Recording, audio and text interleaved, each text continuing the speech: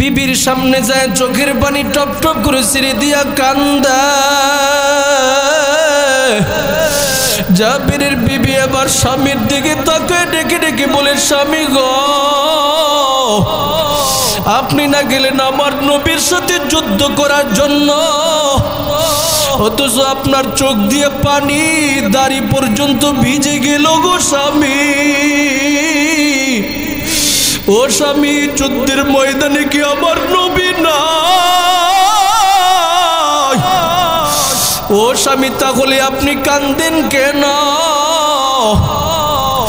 জাবের ইবনে আব্দুল্লাহ ডেকে ডেকে বলেন, বিবিরি, আমার নবীর অবস্থা যুদ্ধের ময়দানে বড় খারাপ।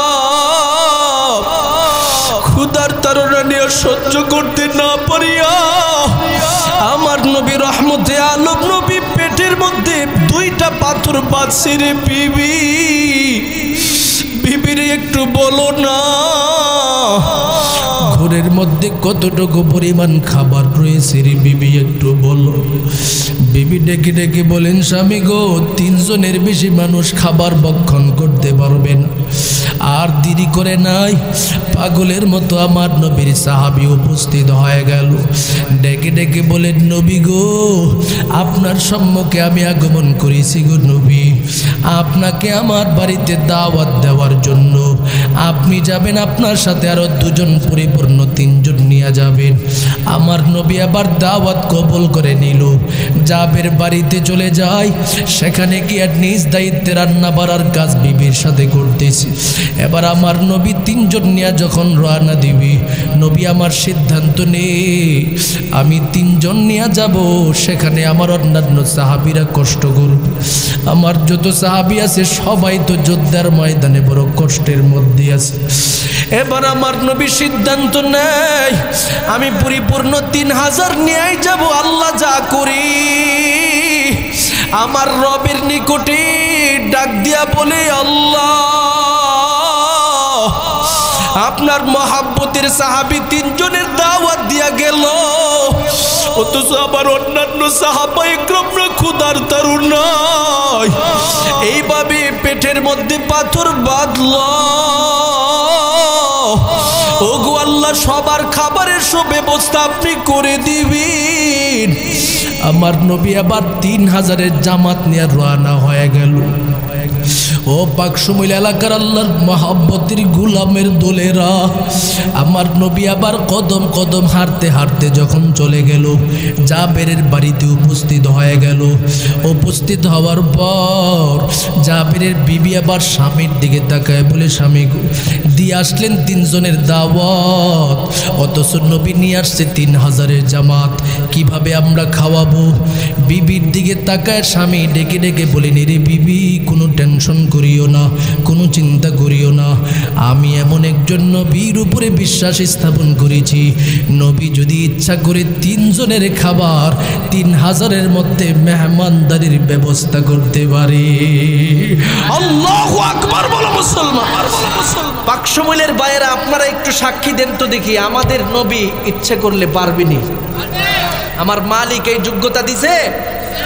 আমার নবী এবার শুরু করলেন, এ জাবের, খাবারগুলি আনো। নবীর কাছে আনছে। বলেন তো দেখি, রান্না করছে কয়জন? লোক আসছে কয়জন? এবার তো শুরু হয়ে গেছে খেলা। আল্লাহু আকবার বলবেন না? আমার নবী আবার সমস্ত সাহাবায়ে কেরামের সম্মুখে ঘোষণা প্রদান করে দেয়, ও সাহাবায়ে কেরামের দলেরা, সবাই সুশৃঙ্খলভাবে বসে যাও। সাহাবায়ে কেরামরা এবার সুশৃঙ্খলভাবে বসে পড়ল। প্রত্যেকের নিকটে কিবারে সাহাবায়ে কেরামদের নিকটে দায়িত্ব দেওয়া হলো, বিসমিল্লাহ বলে আবার বন্টন করতে থাকো, পাত্রের দিকে মুহূর্তের জন্য তাকাবে না। এবার বন্টন শুরু করে দেই। জাবের ইবনে আব্দুল্লাহ বলেন, আমি খাবার দিয়েছিলাম 3 জন, কিন্তু সাহাবায়ে কেরামরা অলরেডি বন্টন করতে করতে করতে করতে অলরেডি 100 জন পরিপূর্ণ হয়ে গেছে। এবার সামনের দিকে যাই।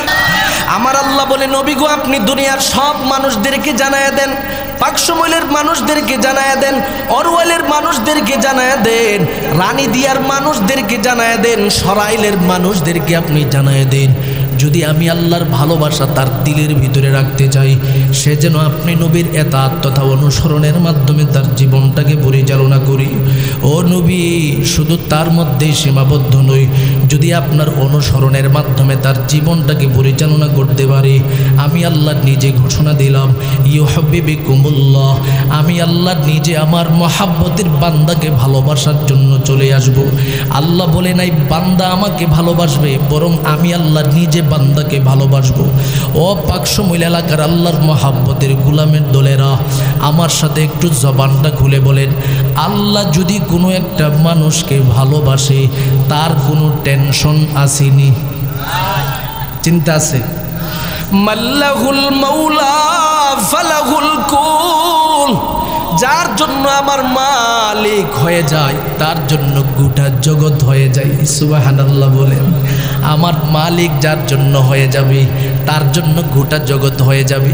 এই কারণেই মুসলিম শরীফের বর্ণনার মধ্যে এসেছি, যখন আমার আল্লাহ আরশের মালিক আরশ থেকে যখন ঘোষণা প্রদান করি দুনিয়াতে কোনো একটা বান্দাকে আমার আল্লাহ ভালোবাসে, যেমন মনে করেন আপনাদের পাকশমীল এলাকায় যে মহাব্বতের নবীর উম্মতটা এখানে বসা, তার ব্যাপারে আমার রবের পক্ষ থেকে ঘোষণা আসবে, আমি আল্লাহ পাকশমীলের উম্মত বান্দাটিকে ভালোবাসি। এই ভালোবাসার স্লোগানটা দেওয়ার জন্য জিবরাইলকে আল্লাহ পাক ডাকে, এরে জিবরাইল ইন্নী উহিব্বু ফুলানান ফিদ দুনিয়া, আমি আল্লাহ জমিনের উম্মত বান্দাটাকে ভালোবাসি, ফাতুহিব্বুহু, তুমিও তাকে ভালোবাসো। জিবরাইল আমিন ওই ব্যক্তির ভালোবাসার কথাটা শুনে মুহূর্তের জন্য দেরি করে নেই, সপ্তম আসমানের সমস্ত ফেরেশতাদের কাছে পৌঁছায় দেয় আর বলতে থাকে, এর সপ্তম আসমানের সমস্ত ফেরেশতাদের দলেরা, আমার মালিক ঘোষণা প্রদান করেছেন ইন্নাল্লাহা ইউহিব্বু ফুলানান ফিদ দুনিয়া, আল্লাহ পাক পাকশমীল এলাকার উম্মত বান্দাটিকে ভালোবাসে, ফাতুহিব্বুনাহু, তোমরাও তাকে ভালোবাসতে থাকো। এভাবে একের পর এক সপ্তম আসমান থেকে ঘোষণাটা চলে আসে। সপ্তম আসমানের ফেরেশতারা এবার ষষ্ঠ আসমানের মধ্যে খবরটা পৌঁছায় দেয়, ষষ্ঠ আসমানের ফেরেশতারা খবরটা পঞ্চম আসমানে পৌঁছায় দেয়, পঞ্চম আসমানের ফেরেশতারা খবরটা চতুর্থ আসমানে পৌঁছায় দেয়, চতুর্থ আসমানের ফেরেশতারা খবরটা তৃতীয় আসমানে পৌঁছায় দেয়, তৃতীয় আসমানের ফেরেশতারা খবরটা দ্বিতীয় আসমানে পৌঁছায় দেয়, দ্বিতীয় আসমানের ফেরেশতারা খবরটার সাথে সাথে প্রথম আসমানে পৌঁছায় দেয়। প্রথম আসমানের সমস্ত ফেরেশতারা এবার আওয়াজ দিতে থাকে, ও জমিনের আল্লাহর গোলামের দল, পাকশমীল এলাকার অমুক আমার মহাব্বতের মালিক প্যান্ডেলের মধ্যে বসে বসে আমার নবীর আয়েশকের বয়ান শুনতেছি, আমার নবীর মহাব্বতের কথা শুনতেছে, আমার নবীর শান মার মর্যাদা নিয়ে আল্লাহর মহাব্বতের বান্দাগুলো কথা শুনতেছি। আল্লাহ পাক তাদেরকে ভালোবাসে। সুতরাং ও দুনিয়ার সমস্ত মাখলুকাতের দলেরা, তোমরাও তাদেরকে ভালোবাসতে থাকো। এই কারণে আমার নবী বলেন, জমিনের মধ্যে যারা আল্লাহ চিনার জন্য, দিন চিনার জন্য, কোরআন চিনার জন্য ময়দানের মধ্যে নেমে পড়ে, ওই সমস্ত ব্যক্তিদের ব্যাপারে আমার নবী বলেন, ইয়াস্তাগফিরু লাহু মান ফিস সামাওয়াতি ওয়া মান ফিল আরদ, এই মুমিন বান্দার জন্য আসমান জমিনে যা কিছু আছে সবাই আল্লাহর কাছে মাফ চাইতে থাকে। সুবহানাল্লাহ। যারা আল্লাহর দিন শিখতে যায়, নবীর আদর্শ শিখতে যায়, কোরআন শিখতে যায়, ইসলাম শিখার জন্য সময়টাকে কাটায়, যতক্ষণ সময়টা কাজে লাগাবে ততক্ষণ পৃথিবীর সমস্ত মাখলুকাতেরা তার জন্য আল্লাহর কাছে মাফ চাইতে থাকবে। সুবহানাল্লাহ। এই পাকশমীল এলাকার মধ্যে কেউ নাই, কথা কোন ঠিক কিনা? এরে মুমিন আল্লাহর গোলামের দল, আমার নবী রহমতে আলম নবী ঘোষণা প্রদান করে দেয়, ওরে আমার উম্মতের দলেরা, আমি নবীজির সম্মান মর্যাদা আল্লাহ পাক কতটুকু বাড়াইছে তোমরা কি জানো? আমার আল্লাহ ঘোষণা দেয়, আমি আল্লাহ গোটা জগতের যেই যেই জায়গায় পালন কর্তার দায়িত্ব নিলাম, প্রতিটা জায়গার রহমতের দায়িত্ব আমার নবীকে দিয়ে দিলাম। সুবহানাল্লাহ। ওয়া মা আরসালনাকা ইল্লা রাহমাতাল লিল আলামিন। আল্লাহু আকবার বলুন। আমার রবের পক্ষ থেকে ঘোষণা প্রদান করে দেয়, এরে আমার মহাব্বতের গোলামের দলেরা, আমি আল্লাহ তোমাদের নবীজিকে এমনিতেই সাধারণ নবী হিসাবে বানাই নাই, গোটা জগতের রহমত হিসাবে বানাইছি। অন্যান্য নবীদেরকে আমি আল্লাহ পৃথিবীতে প্রেরণ করেছি এক একটা গোত্রের রহমত হিসাবে, এক একটা এলাকার রহমত হিসাবে, এক একটা গ্রামের রহমত হিসাবে, এক একটা থানার রহমত হিসাবে। আর আমি আমার নবী মুহাম্মদুর রাসূলুল্লাহকে পৃথিবীতে প্রেরণ করেছি গোটা জগতের রহমত হিসাবে। সুবহানাল্লাহ। এরে মুমিন, এই কারণেই তো আমার নবীজির জন্য পৃথিবীর প্রতিটা মাখলুকাত বড় পাগল, এই কারণে আমার নবীর জন্য বালুও পাগল, এই কারণে আমার নবীর জন্য পাথরেরা পাগল, আমার নবীর জন্য গাছপালা পাগল। হাদিস শরীফের বর্ণনার মধ্যে তাকালে দেখা যায় আমার নবীকে সেজদা দেওয়ার জন্য মক্কা নগরীর গাছেরা পাগলের মতো চলে আসতো। সুবহানাল্লাহ। আমার নবীর যখন 12 বছর বয়স, মাত্র কয় বছর বলেন, 12 বছর বয়স, নবীজির মহাব্বতের একজনের চাচার নাম ছিলেন আবু তালেব। আমার নবীজিকে বড় কলিজা দিয়া ভালোবাসতো, আমার নবীজিকে বড় মহাব্বত করত। আবু তালেব একদিন আমার নবীর সম্মুখে ঘোষণা প্রদান করে দেই, ও মুহাম্মদ, আমি সিরিয়ার দিকে ব্যবসা করার জন্য যাব, তুমি কি আমার সফর সঙ্গী হবি? আমার নবী বলেন, অবশ্যই চাচা, আপনার সাথে যেতে চাই। 12 বৎসরের বালক নবী মুহাম্মদুর রাসূলুল্লাহরে নিয়া সিরিয়ার দিকে রওনা হয়ে গেল। চলতেছে সাথে সঙ্গে কাফেলার মধ্যে আরো মানুষ রয়েছে। চলতে তাদের অভ্যাস অনুযায়ী প্রতিটা এলাকার বিভিন্ন জায়গায় যখন জনবহুল দেখতে পাই, এই জাতীয় এলাকার মধ্যে যায় তারা রেস্ট নিয়ে থাকি, সেখানে তাঁবু গেড়ে অবস্থান করে থাকি। চলতে রাস্তার পাশে একটা গির্জা ছিল, আর প্রতিটা এলাকার যেখানের মধ্যে ইবাদত খানা থাকে সেখানে অন্তত পক্ষে 2, 3, 5 জন 10 জন মানুষ থাকবেই থাকবে। কথা কোন ঠিক কিনা? যদি কোনো মানুষও না থাকে কিন্তু এলাকায় একটা মসজিদ আছে মনে করেন, এই মসজিদের একজন ইমাম থাকবে, মুয়াজ্জিন থাকবে, 2-3 জন অন্তত পক্ষে মুসল্লি থাকবে। কথা কোন ঠিক কিনা? তো মানুষের পরিমাণ থাকবে এই চিন্তা সবার মধ্যেই থাকে। তো ওই সময় তো আর মসজিদ ছিল না, ওই সময় খ্রিস্টানদের ধর্ম ছিল। নবী তো এখনো আগমন করে নাই যে মসজিদ বানাবে, খ্রিস্টানরা গির্জা বানাতো, আর সেই গির্জার মধ্যে বসে বসে মানুষ বিভিন্ন ইবাদত করতে থাকতো। গির্জার যে আলেম সমাজ আছে তাদেরকে ইনজিল কিতাব পড়াইতো, তাওরাত কিতাবের ব্যাপারে সত্যতার স্পষ্ট ঘোষণা দিত। এভাবে তাদের সময় পার হতো। নবীর চাচাজি চিন্তা করলেন যে ঠিক আছে, এখানে যেহেতু জনবহুল দেখা যায়, কিছু মানুষ আছে, মানুষেরও এই গির্জার মধ্যে আসা যাওয়া করে, আমরা এখানে তাঁবুটা গাড়ি। এবার আমার নবীজিকে নিয়ে তাঁবু গাড়লেন। তাঁবু গাড়িয়া যত কাফেলার সদস্যবৃন্দ ছিল তাদেরকে নিয়ে সময়টা কাটাইতেছে। হঠাৎ করে গির্জা থেকে একজন আলেম বের হলো, যে আলেম তাওরাত কিতাবের আলেমও ছিল, আবার ইনজিল কিতাবের আলেমও ছিল। সুবহানাল্লাহ বলেন না? ইনজিল কিতাবের আলেম, তাওরাত কিতাবের আলেম, তিনি আসছে। আয়েশা সমস্ত কাফেলার একজনের দিকেও ভালো নজরে তাকায় না, কিন্তু আমার নবীর দিকে কেমন যেন একটা নজর দিয়ে তাকাইতেছে। সুবহানাল্লাহ বলেন। আমার নবীর দিকে তাকাইতেছে, মনে মনে চিন্তা করতেছে ব্যাপারটা কি রে, এই মানুষটা তুই বড় আশ্চর্যজনক, চেহারার মধ্যেও কিতাবের সাথে মিল পাওয়া যাইতেছে। একবার আমার নবীর সামনে যাই, আবার গির্জার ভিতরে গিয়ে কিতাবের সাথে নবীর চেহারা মিলাই, নবীর চোখ মিলাই, নবীর হাত মিলাই, সব কিছু মিলাইতেছে। কারণ চিন্তা করতেছে এত সুন্দর বালক পৃথিবীর জমিনে আর কোথাও হতে পারে না। সুবহানাল্লাহ। আমার নবীর মতো সুন্দর পৃথিবীতে কেউ আছে? কেমন সুন্দর ছিলেন আমার নবী, শুধু প্রাসঙ্গিক বলে দিচ্ছি। আমার নবীজির সৌন্দর্য নিয়ে একদিন মা আমেনা এবং হালিমা গবেষণা করতেছে, আলোচনা চলতেছে। হালিমা বলে, আমেনা, আপনি এত সুন্দর সন্তান পৃথিবীতে জন্ম দিয়েছেন, আমি গোটা তায়েফের জমিন ভ্রমণ করে করে দেখেছি আপনার সন্তান মুহাম্মদের মতো এত সুন্দর সন্তান আমি কোথাও দেখি নাই। ব্যাপারটা কি? আমেনা এবার ডেকে ডেকে বলেন, ও হালিমা, তুমি কতটুক পর্যন্ত ভ্রমণ করেছো? তোমার ভ্রমণের জায়গা শুধুমাত্র তায়েফ থেকে মক্কা, আর আমি ভ্রমণের জায়গা হলো মদিনা থেকে মক্কা নগরী। আর 24টা ঘন্টা মক্কায় আমার বসবাস। মক্কা নগরীতে কাবা ঘর আছে বলে বিভিন্ন জায়গা থেকে মানুষ কাবা দেখার জন্য আসে, পর্যটকরা আসে, কাবা ঘরে ইবাদত করার জন্য মানুষের আগমন হয়। প্রতিটা মানুষের দিকে আমার নজর চলেছে, প্রতিটা মানুষের দিকে আমি তাকাইছি। এরে হালিমা, আমি আমার মহাব্বতের সন্তান মুহাম্মদের মতো এত সুন্দর কোথাও দেখতে পাই না। সুবহানাল্লাহ।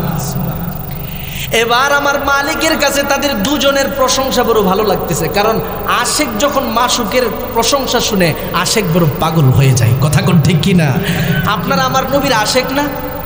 আশেক থাকার কারণে আজকে মাশুকের কথা শুনতেছেন, আপনারা যেমন প্রশংসায় ভাসতেছেন, দিলের ভিতরে বড় শান্তি পাইতেছেন। আমার মালিকও আমার নবীর প্রশংসা যেখানে হয়, আমার মালিক তাকে নিয়ে প্রশংসা করতে থাকে। সুবহানাল্লাহ। এবার আমার নবী রহমতে আলম নবীর প্রশংসা শুনে জিবরাইলকে প্রেরণ করে দেয়, এরে জিবরাইল, এই মুহূর্তে চলে যাও, এই মুহূর্তে আমার নবী মুহাম্মদুর রাসূলুল্লাহর মা এবং তার দুধ মা হালিমার নিকটে তুমি চলে যাও। আমার নবীর বড় সুন্দর সুন্দর প্রশংসা এই মুহূর্তে তারা বলতেছি, তবে তুমি একটু এই প্রশংসার মধ্যে যার একটু পূর্ণতা দাও। জিবরাইল আমিন এবার আগমন করলেন, মা আমেনার নিকটে উপস্থিত হইয়া ডেকে ডেকে বলেন, ও আমেনা, আপনি আপনার সন্তানের ব্যাপারে প্রশংসা করেছেন, মক্কা থেকে মদিনায় এমন সুন্দর সন্তান আপনারা দেখতে পান নাই। ও হালিমা, আপনিও প্রশংসা করেছেন, তায়েফ থেকে মক্কা নগরী পর্যন্ত ঘোরাফেরা করেছেন, মুহাম্মদের মতো এত সুন্দর সন্তান দেখতে পান নাই। এই মুহূর্তে আমি জিবরাইলের পক্ষ থেকে কথা শুনে নেন, আমার রবের পক্ষ থেকে আমাকে 600 পাখা দেওয়া হয়েছে। এক একটা পাখা দিয়া যদি আমি নাড়া দিই, তাহলে পৃথিবীর এক প্রান্ত থেকে আরেক প্রান্ত ভ্রমণ করা আমার জন্য সেকেন্ডের ব্যাপার। ও আমেনা, ও হালিমা, এই পাখার মধ্য থেকে 600 পাখা দিয়া গোটা জগৎ আমি ভ্রমণ করে দেখেছি। আপনাদের সন্তান মুহাম্মদের মতো এত সুন্দর সন্তান পৃথিবীর জগতে কোথাও আমি দেখি না। মুহাব্বতের সাথে জবানটা খুলে একটু বলেন না আল্লাহু আকবার। এবার আমার রবের পক্ষ থেকে ঘোষণা প্রদান করে দেয়, এরে জিবরাইল, এরে আমেনা, এরে হালিমা, তিনজন মিলে আমার নবী মুহাম্মদের সৌন্দর্যের প্রশংসা বর্ণনা করেছো।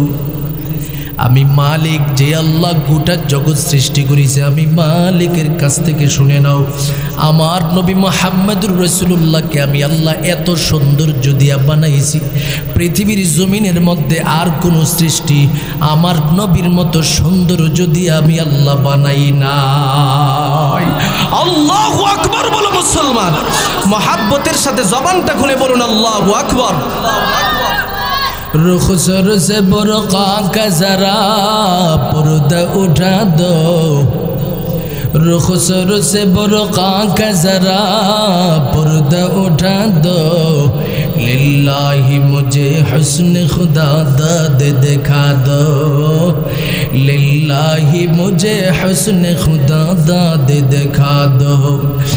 मैं दूर हूँ मजबूर हूँ ऐ सय्यद आलम, दीदार दिखाते नहीं आवाज सुना दो, दीदार दिखाते नहीं आवाज सुना दो। ও পাকশিমুল এলাকার আল্লাহর মহাব্বতের গুলামের দলেরা, আমার নবীর আশেকের দলেরা, আমার নবীজির সম্মান ইজ্জতের অভাব নাই, আমার নবীজির সৌন্দর্যের অভাব নাই, যার কারণে ওই যে ঘটনাটা বলতেছিলাম, আল্লাহর মহাব্বতের একজন বান্দা ওই সময় ছিল খ্রিস্টান আলেম, নবীর চেহারার দিকে তাকায় তাকায় দেখি ঠিক ওই তো গোটা সৃষ্টির মধ্যে তো তার মতো সৌন্দর্য নাই, এত সুন্দর বালক তো আমি কখনো দেখতে পাই নাই। এই চিন্তা করে একবার চিন্তা করতেছি যাবে নাকি যাবে না, এবার সিদ্ধান্ত নিলেন তার নিকটে যাবে। গিয়ে জিজ্ঞাসা করা হলো, ও বালক তোমার নাম কি? আমার নবী বলেন আমার নাম মুহাম্মদ। মুহাম্মদ বলার সাথে সাথে ওই ব্যক্তিটা পাগলের মতো হয়ে যায়, বলে এবার তোমার পরিচয় আরেকটু বলো, তোমার বংশ কোথায়? বলে আমার বংশ হলো কুরাইশ বংশ। তোমার গোত্র কোনটা? বলে আমার গোত্র হলো হাশিমি গোত্র। কথাটা শোনার সাথে সাথে আবার ঘোষণা প্রদান করে দেই, তোমাকে নিয়ে আমার দিলের ভিতরে এই মুহূর্তে যে আশা আশা জাগ্রত হয়েছে, এটা আমার দিলের ভিতরে পূর্ণতা লাভ করবে তখন যখন আরও কিছু নিদর্শন আমি দেখতে পাবো। এই জন্য আবু তালেবের নিকটে চলে যায়, ডেকে ডেকে বলেন, ও মুহাম্মদের চাচা আবু তালেব, আমি এই পর্যন্ত কোনোদিন আপনাদের মেহমানদারি করাতে পারি নাই। আজকে আমি আপনাদের সবার কাছে দাওয়াত দিচ্ছি, আগামীকালকে আপনারা আমার সম্মুখে আসবেন, আমার এখানে দাওয়াতের ব্যবস্থা আছে, আপনারা সকলে খাবার খেয়ে তারপর সফর শুরু করবেন। আমার নবীজি সহ কাফেলার অন্যান্য সদস্যদেরকে দাওয়াত দেওয়া হলো। নবী আমার এইভাবে প্রস্তুতি নিচ্ছে, সমস্ত কাফেলার সদস্যরা প্রস্তুতি নিচ্ছে। যখন পরদিন দুপুরের সময় হয়ে গেল, খাবার খাওয়ার জন্য সবাই আগমন করল, কিন্তু পাদ্রী তাকায় দেখে আমার নবীজি এখনো খাবারের দস্তরখানায় আসে নাই। সুবহানাল্লাহ। অথচ কার উসিলা দিয়ে দাওয়াত দিছে? আমার নবীর উসিলা দিয়ে দাওয়াত দিছে, কিন্তু আমার নবী এই মজলিসের মধ্যে আসে নাই। তাহলে তার মন খারাপ হবে কি হবে না? কথা কই না কেন? হবে কি হবে না? আমি যার উসিলা দিয়ে আপনাদেরকে দাওয়াত খাওয়াইলাম তিনি আসে নাই, কেমনে আপনাদেরকে খাওয়াবো? এবার আবু তালেবকে জিজ্ঞাসা করা হলো, আপনাদের সাথে যে ছোট একটা বালক আসছে, 12 বৎসরের বালক, মোহাম্মদ কোথায়? আবু তালেব বলে, মোহাম্মদকে আমরা রেখে দিয়ে আসছি আমাদের উটগুলোকে পাহারা দেওয়ার জন্য। মরুভূমির মধ্যে উত্তপ্ত রোদ, সেখানে তিনি পাহারা দিবে। এবার গির্জার আলেম আর দেরি করে নাই, পাগলের মতো আমার নবীর নিকটে চলে যায়। গির্জার আলেম গিয়া দেখে আমার নবীজির মাথার উপরে আকাশের মেঘমালা ছায়া দিচ্ছে, জমিনের নিচের যত পাথরগুলো আছে আমার নবীজির কদমের মধ্যে সেজদা দিচ্ছে, জমিনের যত গাছপালা আছে আমার নবীজির কদমের মধ্যে সেজদা দিচ্ছে। আল্লাহু আকবার বলুন। দৃশ্যটা দেখার সাথে সাথে খ্রিস্টান আলেম এবার সিদ্ধান্ত নেয়, আমি ঘোষণাটা দিয়েই দিতে হবে, কারণ পৃথিবীর জমিনের মধ্যে কোনো নবী ছাড়া কাউরে কোনো গাছ কখনো সেজদা করতে পারে না, কোনো নবী ছাড়া কারো কদমের মধ্যে কোনো পাথর সেজদা করতে পারে না। এবার ঘোষণা প্রদান করে দেয়, ও আবু তালেব, তোমাদের সন্তান কিন্তু সাধারণ সন্তান হবে না। আমি নিশ্চিত হয়ে গেলাম তিনি যখন 40 বৎসরে উপনীত হয়ে যাবে, 40 বৎসরে উপনীত হয়ে যাওয়ার পরে তার সাথে একটা মুআমালা ঘটবে। আমার নবীর হাতে তার হাতটা রাখলো, অতঃপর আমার নবীর দিকে তাকায় চোখের পানিগুলো ছেড়ে দেয়, কান্না ভরা কণ্ঠ নিয়ে ডেকে ডেকে বলে, ওরে মুহাম্মদ, পৃথিবীর জমিনে যদি আমি তোমার নবুয়াতের সময় থাকি, সবার আগে আমি তোমার হাতে হাত রেখে মুসলমান হয়ে যাব। আল্লাহু আকবার বলেন মুসলমান। এরে মুমিন আল্লাহর বান্দা, কেমন একজন নবী পাইলাম, সমস্ত গাছের আমার নবীজির কদমের মধ্যে সেজদার জন্য পাগল হয়ে যায়। শুধু তার মধ্যে তো সীমাবদ্ধ নই, এমন একজন নবী পাইলাম, জীবিত গাছ নই, মৃত গাছেরা পর্যন্ত আমার নবীর জন্য বড় পাগল। সুবহানাল্লাহ বলেন। মৃত খেজুর গাছ, নবীজি মক্কা থেকে যখন মদিনায় গেছে, এই আপনাদের কষ্ট হইতেছে নাকি? রাত বেশি হয়ে গেছে কেন? থাকবেন না ভাগবেন? চলতে থাকবে ইনশাআল্লাহ, চলতে থাকবে ইনশাআল্লাহ। কারা কারা ভাগবেন একটু হাত উঠা, একটু হাত উঠা। তুমি বুঝছো না? হ্যাঁ, আল্লাহু আকবার। ইমাম সাহেব হাত তুলেছে, হাত তুলেছে। আচ্ছা ইনশাআল্লাহ, মানে আপনারা বুঝতে পারছেন, ইকুর কারণে বুঝছেন যে থাকবেন না। তার মানে এখানে কয়েকজন আছে থাকবেন শব্দটা স্পষ্ট বুঝছে, তাই হাত উঠাইছে না। আল্লাহ সবাইরই কবুল করুক, সকলে বলুন আমিন। থাকবেন তো ইনশাআল্লাহ? ঘুম ঘুম ঝিমা ঝিমা একটা ভাব ছিল, এটা গেছি না? কিছু ওটা গেছে না? এই আশেক রাসূলের দলেরা, নবীর এশকের কথা শুনলে ভালো লাগে কি লাগে না? বুঝে নাও আজকে আমার নবীর ভালোবাসা তোমার কলিজার ভিতরে ঢুকে গেছে। সুবহানাল্লাহ বলো।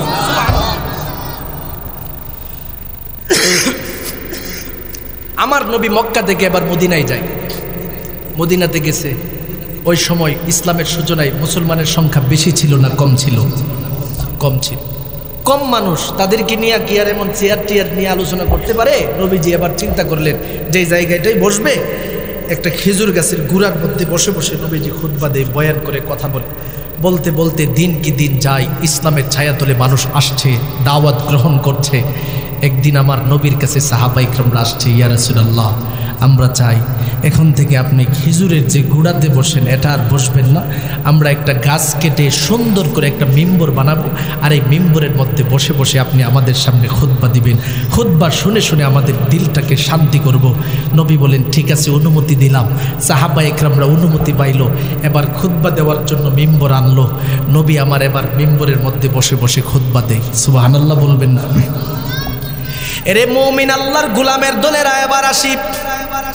আমার নবীজি সুন্দর সুন্দর সেই মিম্বরের মধ্যে বসে বসে খুতবা দেই। হঠাৎ করে কোথায় থেকে যেন একটা উটের মতো ফোফায় ফোফায় কান্নার আওয়াজ শুনতে পাই। আমার নবী রহমতে আলম নবী সাহাবা ইকরামদের সম্মুখে ঘোষণা দেই, এরে সাহাবা ইকরামের দলেরা একটু মহাব্বতের সাথে জবান খুলে বলো না, তোমাদের সামনে এমন কেউ আছে কি উট নিয়ে আসছে আর সেই উটের কান্নার আওয়াজ পাওয়া যায়? সাহাবীরা বলে নবী গো, আমাদের সাথে এমন কোনো উট নাই যার কান্নার আওয়াজ আপনি শুনতে পাইতেছে।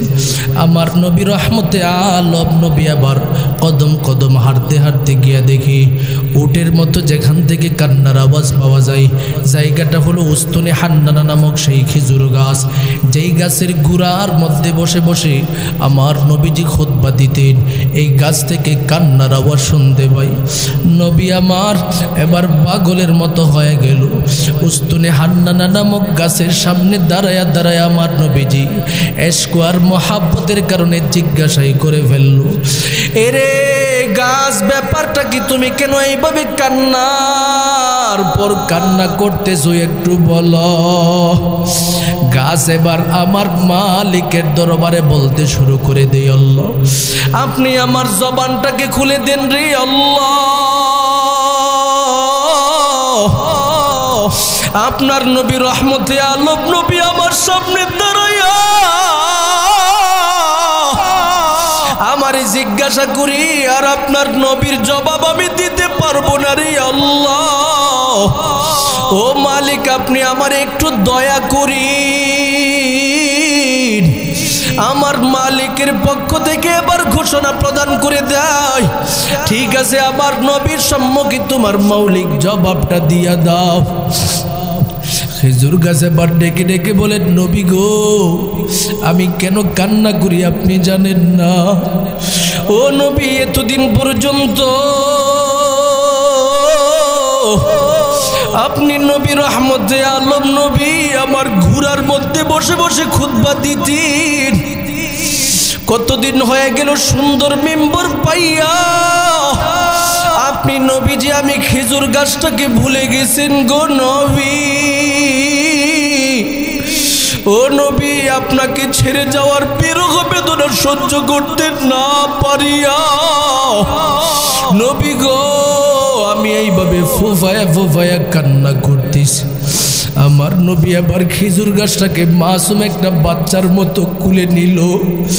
আমার নবীর বরকতপূর্ণ হাত দিয়া খেজুর গাছটাকে ধরিয়া আমার নবীজির বুক মোবারক খেজুর গাছের সাথে লাগাইয়া দেয় আর ডেকে ডেকে বলেন, রে খেজুর গাছ আমি নবীর তুমি কলিজা দিয়া এত ভালোবাসো, আমি নবী এই মুহূর্তে তোমার সম্মুখে ঘোষণা প্রদান করে দিলাম, আমি নবীর ভালোবাসার প্রমাণ তুমি দিছ। এখন থেকে তুমি আমি নবীর কাছ থেকে দূরে থাকবে না। আমি নবী ঘোষণা প্রদান করে দিলাম, যেই মিম্বরের মধ্যে বসে বসে আমি নবীজি খুতবা প্রদান করব, এই মিম্বরের পাশে চিরস্থায়ী তোমাকে আমি জায়গার ব্যবস্থা করে দিব। যতদিন আমি নবীজি খুতবা দিব তুমি আমি নবীর সাহাবতের মধ্যে ততদিন সেখানে থাকবা। আল্লাহু আকবার বলো মুসলমান, বলো মুসলমান। এরে মুমিন এখান থেকে কি একটা মেসেজ নিতে পারেন না? সাধারণ একটা মৃত খেজুর গাছ আমার নবী রহমতে আলম নবীর মহাব্বতের প্রমাণ দেওয়ার কারণে নবী আমার তার কাছের জায়গাটা সুব্যবস্থা করে দিল।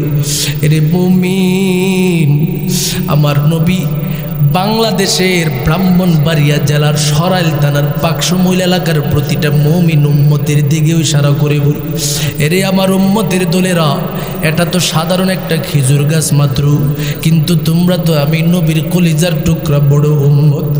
এরে উম্মতের দলেরা, আমি নবী তোমাদেরকে কলিজা দিয়া ভালোবাসতে চাই, আমি নবী তোমাদেরকে আমি নবীর সাথে নিতে চাই। তোমরা তো খেজুর গাছের মতো আমি নবীর কাছে আসতে পারবে না, আবু বকরের মতো কাছে আসতে পারবে না, ওমরের মতো কাছে আসতে পারবে না, উসমানের মতো কাছে আসতে পারবে না।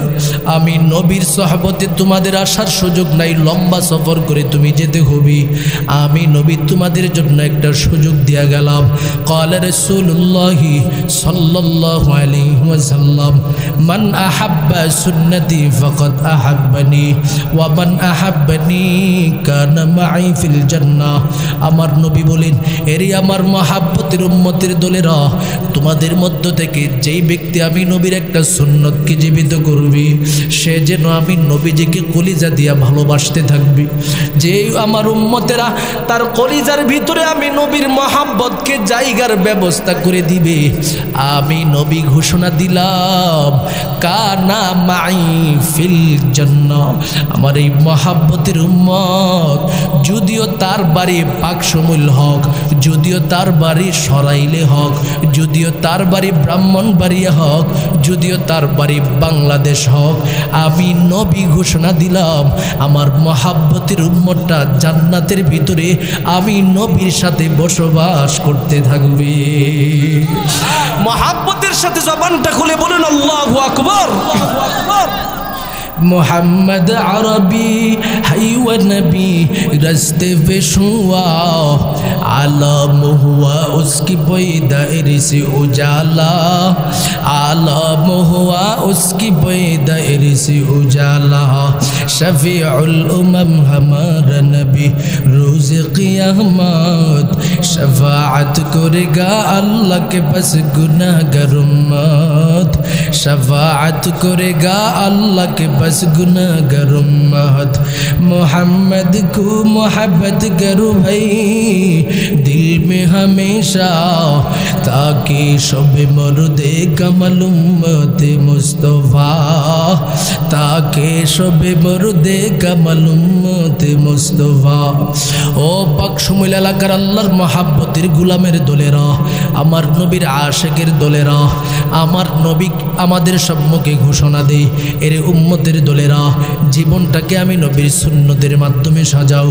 গাছকে যেইভাবে আমি নবীজি ভালোবাসিয়া আমার কাছে টেনে নিলাম, তোমাদেরকেও আমি নবীজি ভালোবাসিয়া জান্নাতের মধ্যে আমার সাথে রেখে দিব।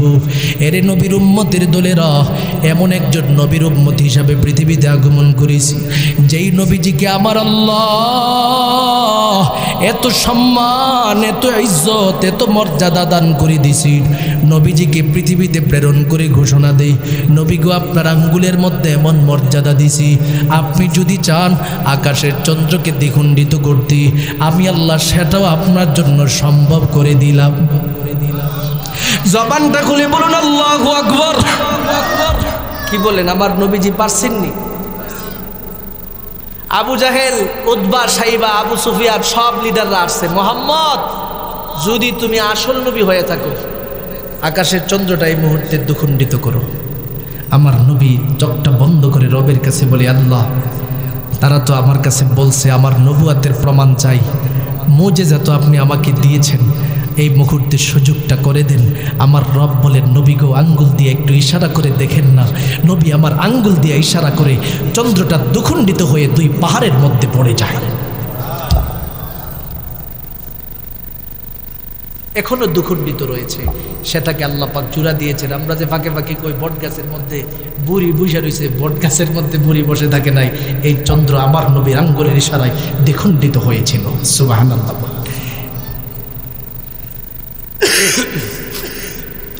শুধু তার মধ্যেই তো সীমাবদ্ধ নয়।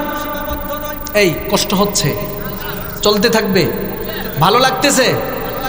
আমার নবী রহমতে আলম নবী ঘোষণা প্রদান করে দেয়, আমাকে আমার রব এত সম্মান দিয়েছেন, আমার হাতের মধ্যে এত যোগ্যতা দিয়েছেন, যদি আমি নবীজি কোনো সময় কোনো একটা খাবার একবারে স্পর্শ করে দেই, আমার নবীজি বলেন সাথে সাথে আমি ইচ্ছা করলে এই একজনের খাবারকে 1000-এর মধ্যে মেহমানদারি করি,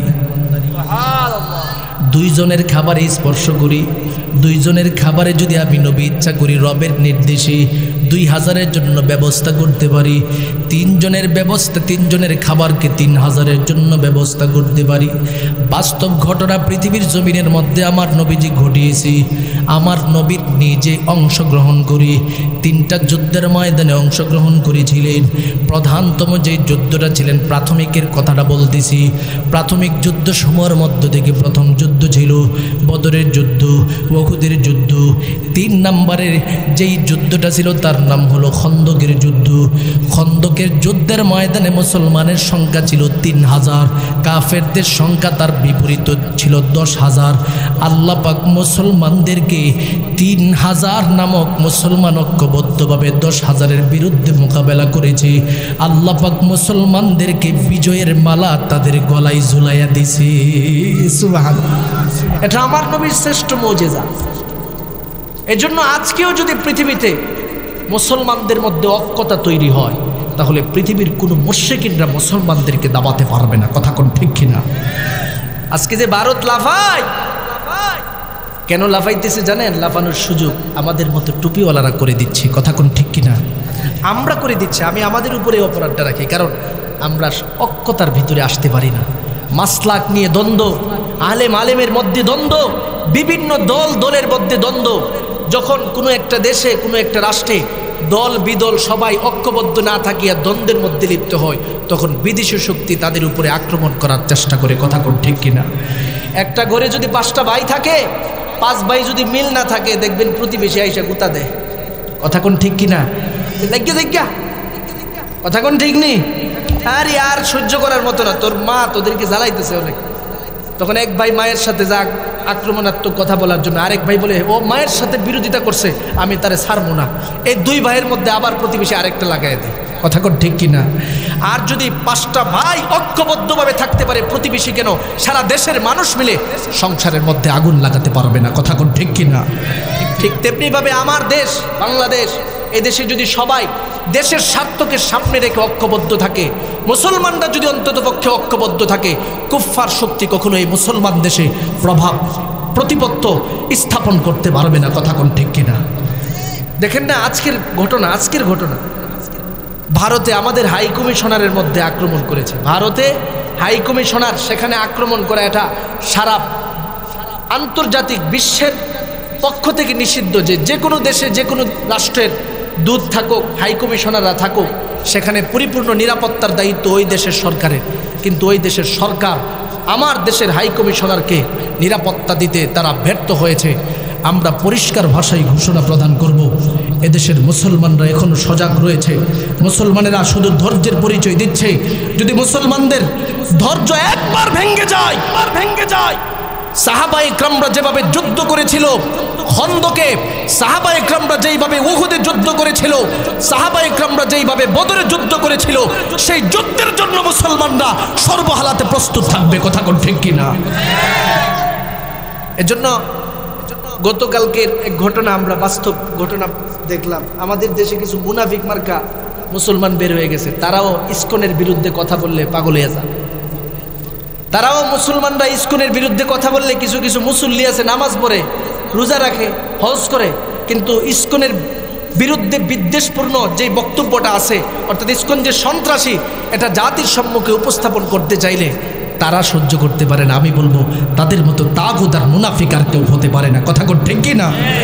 কে তারা হত্যা করে যেই পরিমাণে দাঙ্গা সৃষ্টি করার রাস্তা তারা সুগম করেছে, মুসলমানরা যদি ধৈর্য না ধরত, তাহলে এদেশের মধ্যে এই পর্যন্ত একটা হিন্দুর বাড়ি থাকতো না। কথা কোন ঠিক কিনা? মুসলমানরা ধৈর্যের পরিচয় দিয়েছে, এখনো দিচ্ছে, সামনেও দিবে। আমরা চাই আমাদের দেশ সাম্প্রদায়িক সম্প্রীতির দেশ হিসাবে থাকবে। কথা কোন ঠিক কিনা? আমরা সাম্প্রদায়িক দাঙ্গা সৃষ্টি করতে চাই না। তবে আমরা একটা কথা বলে দিচ্ছি, যারা সামনে আগায় ঝগড়া করতে চাই, আমরা তাদেরকেও ছাড়বো না। কথা কোন ঠিক কিনা? পরিষ্কার কথা। কারণ আমরা বদরের যুদ্ধ থেকে শিখেছি, খন্দকের যুদ্ধ থেকে শিখেছি ইসলামের পক্ষে কিভাবে সংগ্রাম করতে হয়। কথা কোন ঠিক কিনা? আমি যেখান থেকে আলোচনাটা চলে আসছে সেটা হলো সাহাবা ইকরামের যেই চরিত্রটা ছিল, যে আদর্শটা ছিল, অক্ষতা। মুহাম্মাদুর রাসূলুল্লাহি ওয়াল্লাযীনা মাআহু আশিদ্দাউ আলাল কুফার রুহামাউ বাইনাহুম। কাফেরদের ব্যাপারে তারা বড় শিদ্দত দরওয়াজার, আর মুসলমানদের মধ্যে বড় দয়াশীলতা, এই গুণটা তাদের মধ্যে ছিল। আজকেও যদি পাকশমিলের এই জমিনের মধ্যে মুসলমান সমস্ত মুসল্লিদের মধ্যে অক্ষতা থাকে, এখানে কোনো বেদাতি শক্তি, কোনো অপসংস্কারকারী শক্তি, কোনো প্রকারের হিন্দুত্ববাদী শক্তি তাদের উপরে প্রভাব বিস্তার করতে পারবে না। কথা কোন ঠিক কিনা? এজন্য যেখানে আমরা থাকবো অক্ষতার ভিত্তিতে থাকবো, মুসলমানদের মধ্যে ভ্রাতৃত্ব স্থাপনের চেষ্টা করব। খন্দকের যুদ্ধের কথা বলতেছিলাম, মুসলমানের সংখ্যা ছিল কতজন বলছিলাম, বলেন তো দেখি কতজন? কাফেরদের সংখ্যা ছিল 10,000। এই তো আমার খাঁটি শ্রোতা পাইছি, আল্লাহ কবুল করুন, সবাই বলেন আমিন। আমাদের সবাইকে আল্লাহর জান্নাতি মুমিনের কাফেলায় একসাথে প্রবেশ করার ব্যবস্থা করে দেখ, সকলে বলুন আমিন। 10,000 কাফের সাহাবা ইকরামদেরকে নিয়ে নবীজি পরামর্শের মধ্যে বসলেন। কথা হচ্ছে, কিবারে একজন সাহাবী ছিলেন, মুরব্বী সাহাবী সালমান ফার্সি নবীর কাছে বলেন, নবী গো, কুফফার শক্তিদেরকে যদি আমরা পরাজিত করতে চাই, এই মুহূর্তে আমাদের হাতে একটা রাস্তা আছে। মক্কা এবং মদিনার মধ্যখানে একটা জায়গায় খাল খনন করেন, যেটাকে শুদ্ধ ভাষায় পরিখা বলা হয়। পরিখা খনন করেন, খন্দক খনন করেন। যখন খনন করা হলো, নবীর নির্দেশে সাহাবা ইকরামরা নেমে পড়লো। আপনারা পাকশমিল এলাকায় যারা আছেন, হাজী সাহেব এখানে আছে কেউ? উমরা করছেন বা হজ করছেন কেউ আছেন? একজনও নাই। আজীব, একজন আছে। আল্লাহ তার সাথে আমাদের সবাইকে উমরা এবং হজের জন্য কবুল করুক, সবাই বলেন আমিন। বলেন তো দেখি, মক্কা মদিনার মাটি শক্ত না নরম? শক্ত, পাথরের মাটি, জমিনটা পাথরের, কোনো জায়গায় আবার জমিনটা বালুর, কিন্তু মাটি বলতে কিছু নাই। পাকশমিলের আপনার যে নদী আছে, সেখানে কুদালটা দিয়ে একটা কূপ মারলেই মাটি ধরধরায় বেরিয়ে আসে। কথা কোন ঠিক কিনা? কিন্তু মক্কা মদিনার মাটি কুদাল দিয়া কূপ দিয়ে আপনি এত সহজে আনতে পারবেন না। সাহাবা ইকরামরা এই শক্ত মাটি খনন করতে করতে একদিন চলে গেল, 2 দিন চলে গেল, 3 দিন চলে গেল, ক্ষুধার তাড়না সহ্য করতে পারে না। জাবির ইবনে আব্দুল্লাহ নামক একজন সাহাবী আমার নবী রহমতে আলম নবীর নিকটে উপস্থিত হয়ে যায়। ও পাকশমিল এলাকার আল্লাহর মহাব্বতের বান্দারা, এবার দিলটাকে নরম করে দিবেন, ডানে বামে তাকাবেন না। আমার নবীর সাহাবা ইকরামের ইশক আর মহাব্বতকে সামনে নিয়ে একটা ফোঁটা চোখের পানি ছেড়ে দেওয়ার চেষ্টা করবেন। আশা করা যায় 1 ফোঁটা চোখের পানির বিনিময়ে আমার রব আমাদের জীবনের সমস্ত গুনাহ খাতা মাফ করে দিবেন রে বান্দা। জাবির ইবনে আব্দুল্লাহ আমার নবীর নিকটে চলে যায়, ডেকে ডেকে বলেন, ইয়া রাসূলুল্লাহ, ইয়া হাবিবাল্লাহ, যুদ্ধের ময়দান থেকে আমার বাড়ি বেশি দূরে না। 3টা দিন পর্যন্ত মেহনত করতে করতে বড় কষ্টের সম্মুখীন হয়ে গেলাম। ক্ষুধার তাড়না সহ্য করতে না পারিয়া পেটটার দিকে তাকায় দেখি পেটের মধ্যে পাথর বেঁধে রাখলাম। নবী আমার বলে, এরে যাবে, পাথরটা যে বাদশো একটু দেখাও। আমার নবীর সামনে এবার জাবের দেখাতে শুরু করে দে। নবী আমার এবার জাবেরের দিকে তাকায় তাকায় বলে, এরে জাবের, 3 দিন পর্যন্ত খাবার না পায়া তুমি পেটের মধ্যে একটা পাথর বাঁধছো, অথচ এর অধিক দিন পর্যন্ত আমি নবী রহমতে আলম নবী খানা পাই না। নবী আমার জুব্বা মোবারকটাকে উপরের দিকে উঠাইয়া জাবেরের দিকে তাকায় ডেকে ডেকে বলেন, এরে জাবের, আমি রহমতে আলম নবী কতদিন পর্যন্ত খাবার না পাই, খাবার পাই না, যার কারণে আমার পেটের দিকে তাকায় দেখো, একটা নয় 2 পাশে 2টা পাথর আমি নবীজি বেঁধে রাখলাম। আমার নবীজির এই দৃশ্যটা দেখে জাবের সহ্য করতে পারে নাই। ও মুমিন, দুনিয়াতে যত ইমানদার বান্দা রয়েছে কেউ সহ্য করতে পারবে না। কথা কোন ঠিক কিনা? ক্ষুধার জ্বালাই নবীজি মোর বেঁধেছিলেন পেটে পাথর, কাতর হয়ে মাঝে মাঝে পড়ে যেতেন জমিনে, নবী বিনে কে তোর তোরাবে ফুলসিরাত মিজানে বলেন না নবী বিনে কে তোরাবে নবী বিনে কে তোরাবে ফুলসিরাত মিজানে এমন এতিম নবী আমার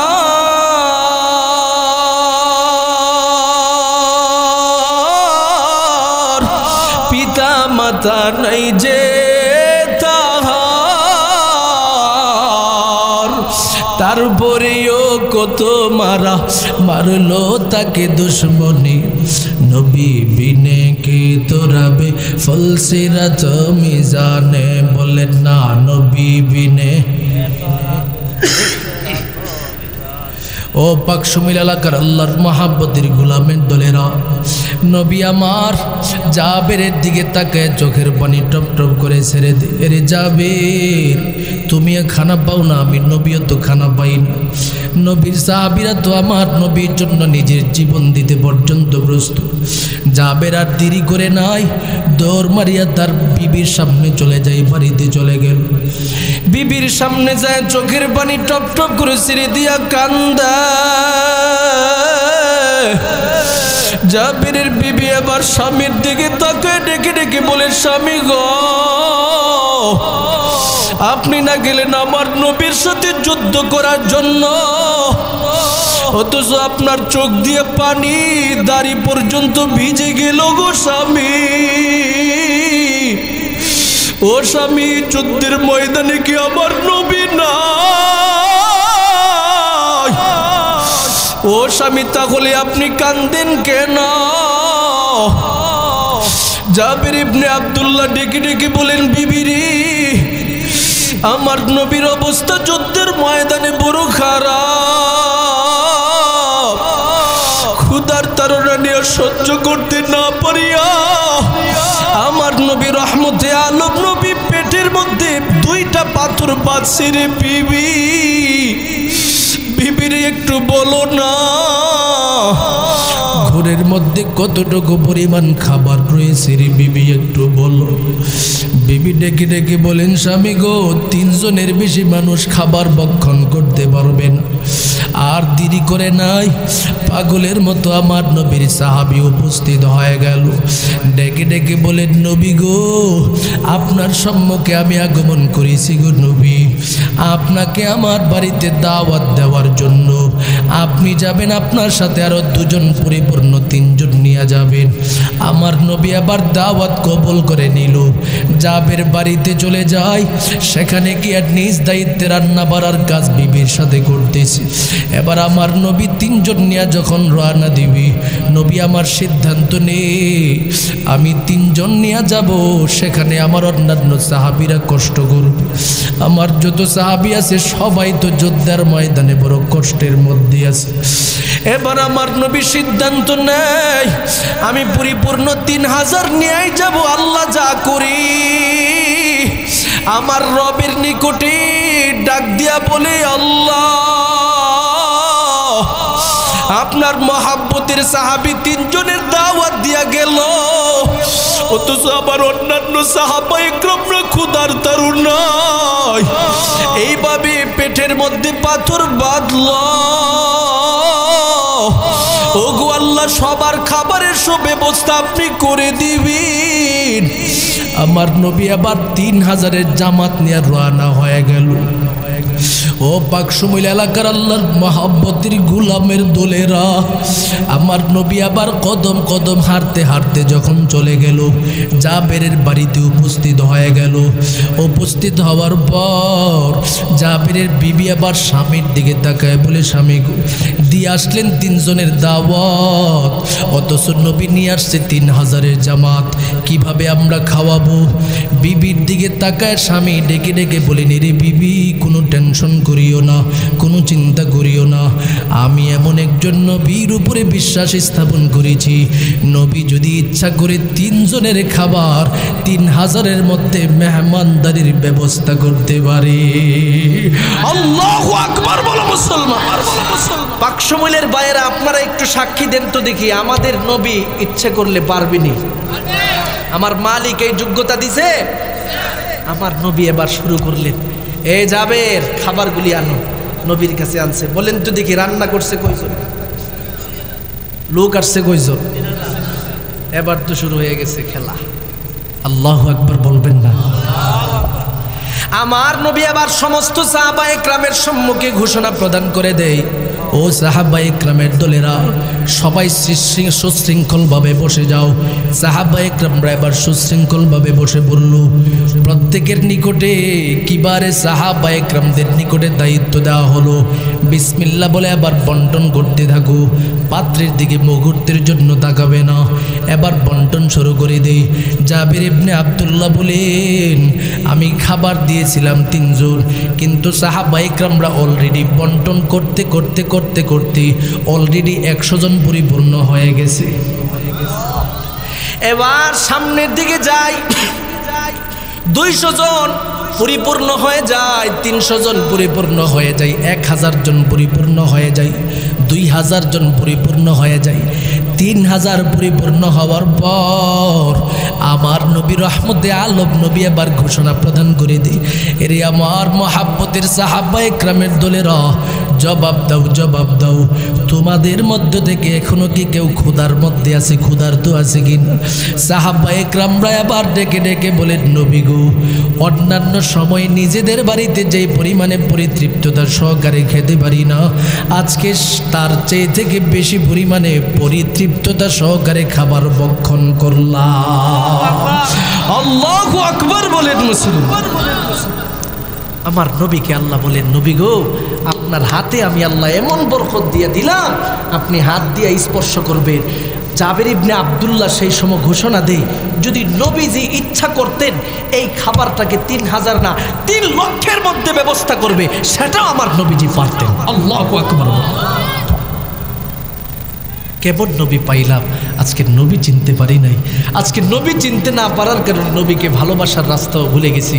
আমার নবী বলেন, মুমিন ঈমান যদি পরিপূর্ণ করতে চাও, লা ইউমিনু আহাদুকুম হাত্তা আকুনা আহাব্বা ইলাইহি মিন ওয়ালিদিহি ওয়া ওয়ালাদিহি ওয়ান নাসি আজমাইন। নিজের চেয়ে থেকে, বাবা মার চেয়ে থেকে, সন্তানের চেয়ে থেকে, বিবি আত্মীয় স্বজন সবার চেয়ে থেকে যতক্ষণ আমি নবীজির ভালোবাসাকে তোমার কলিজার ভিতরে ধারণ না করবা, ততক্ষণ তুমি পূর্ণ মুমিন হতে পারবে না। সুবহানাল্লাহ।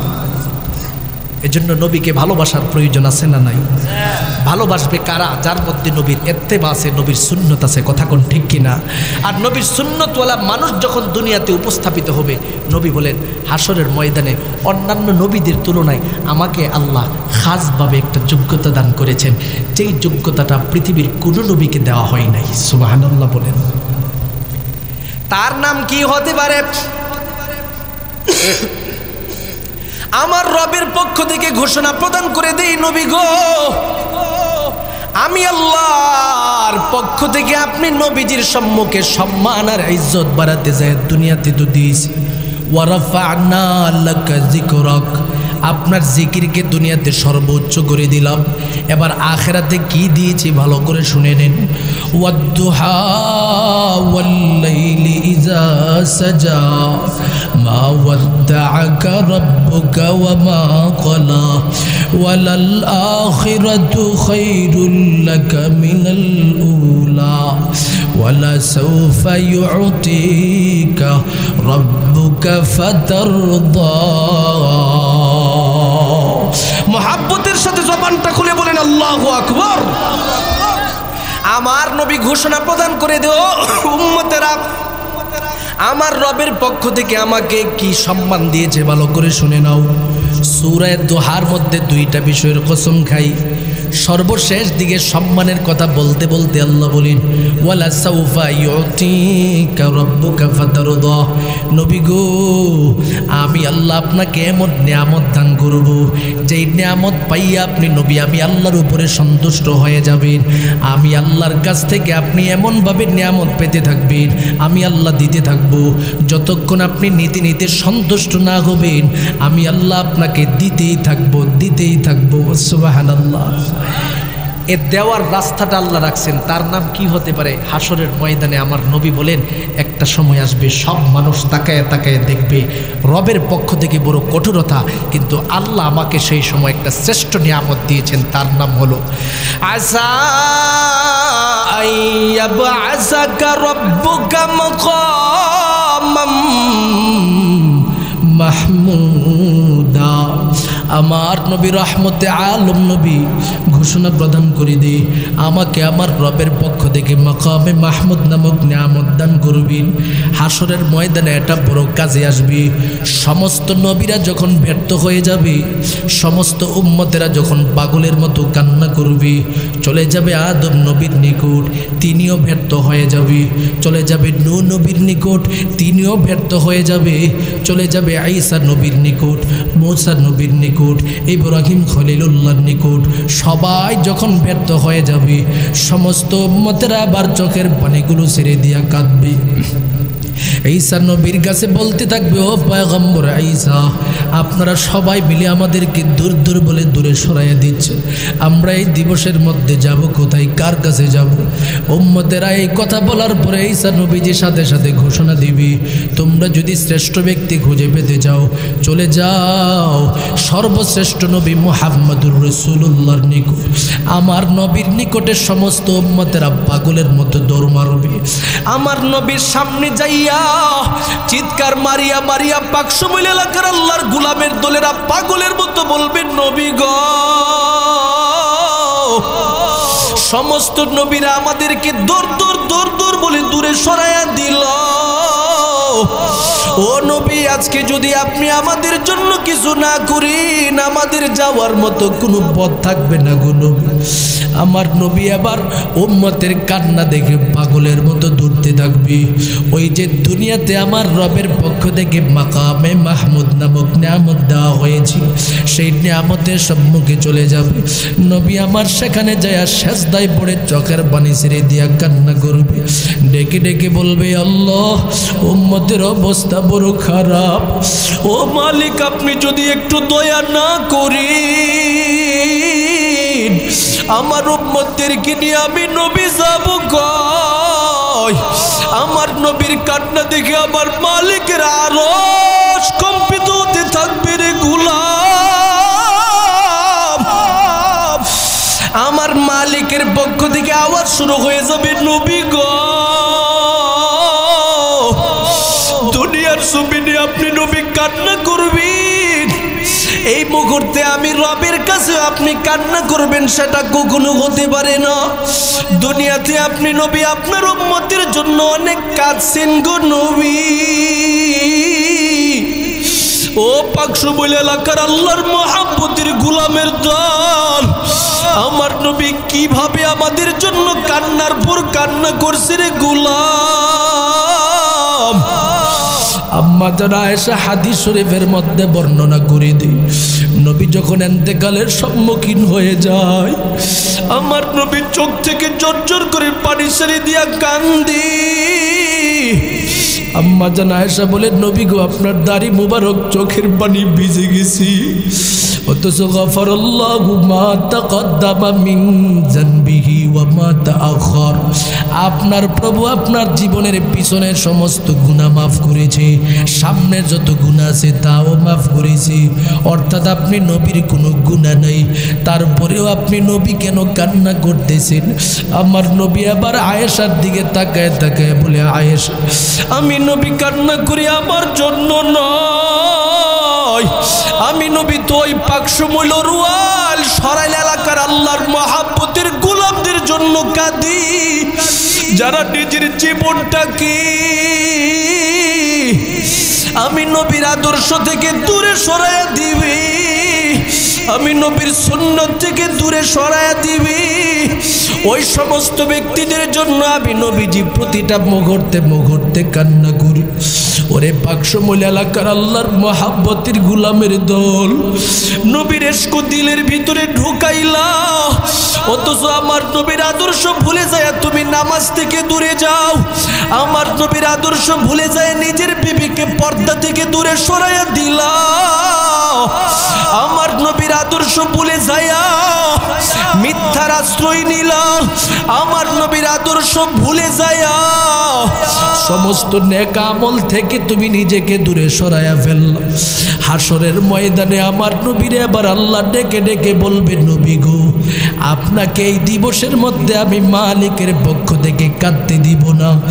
আমি আল্লাহর পক্ষ থেকে ঘোষণা প্রদান করে দিলাম, এই ময়দান থেকে আপনার উম্মতের দিকে তাকায় তাকায় দেখেন, যাদেরকে আপনার শ্রেষ্ঠ আদর্শের উম্মত বলে মনে হয় চিহ্নিত করে করে জান্নাতি মুমিনের কাফেলার ভিতরে ঢুকাইয়া দেন। সুবহানাল্লাহ, মুহাব্বতের সাথে বলুন সুবহানাল্লাহ। আমার নবী বলবেন, আল্লাহ গো, আপনি তো যোগ্যতা দিছেন, আনা আউয়ালু শাফিন ওয়া মুশাফফাইন, আমি হলাম প্রথম শাফাআতকারী, আবার আমার শাফাত আপনি কবুল করছেন, আমি এখন আমার উম্মতকে চিনব কেমনে? আল্লাহ বলেন, নবী গো, তাকায় দেখেন তার কপালের মধ্যে নামাজ যে পড়ছে, নামাজের নূরের আলো ঝলমল ঝলমল করতেছে। সুবহানাল্লাহ। আপনার উম্মতেরা ঠান্ডার মধ্যে যে হাত ধৌত করছে, হাত থেকে নূরের আলো ঝলমল করতেছে। চিহ্নিত করে করে আমি আল্লাহর জান্নাতের ভিতরে নিয়ে যান। পাকশমূলের ভাইয়েরা একটু জবানটা খুলে বলেন, নবীর ইশক আর মহাব্বত দিলের ভিতরে যাদের আছে তারা কি কখনো নামাজ ছাড়তে পারে? সবাই কই না নামাজ